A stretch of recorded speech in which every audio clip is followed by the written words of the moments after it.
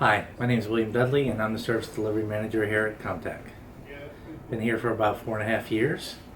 Originally came on as the engineering lead. My background is in Department of Defense, where I spent 12 years of my career.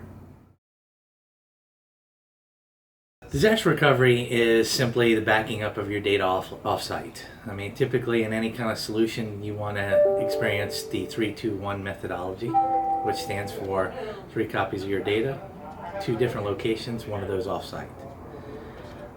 In disaster recovery, you have to weigh the kind of cons and benefits of what you want to accomplish.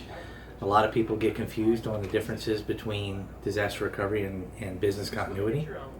Disaster recovery is keeping your data off-site, but nobody really takes into account the ability to restore that data, or how I'm going to restore it, or if I'm going to continue using data as the disaster is occurring.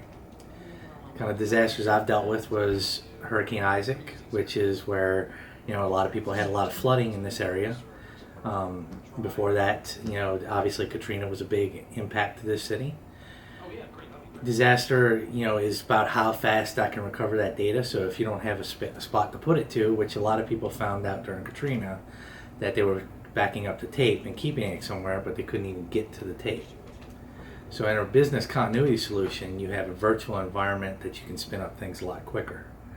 Whereas disaster recovery is how much time do I want to wait before I have an infrastructure in place to restore the data to. The biggest tips I can say is make sure that you have a plan on exactly what's going to happen in the event of a disaster. If a disaster occurs and you want business to continue, or there's a trade-off of how much you're going to spend versus how quickly you're going to get the data. Any data center has to take an account of how much data you have and how long it's going to take to actually download it or restore it. Whereas in a business continuity solution, you're going to be able to restore it almost immediately and be working within an hour. Usually it's just a terminal server or a VPN into a data center somewhere where you can just use your data and then restore it back to an infrastructure later based off of any changes you've made.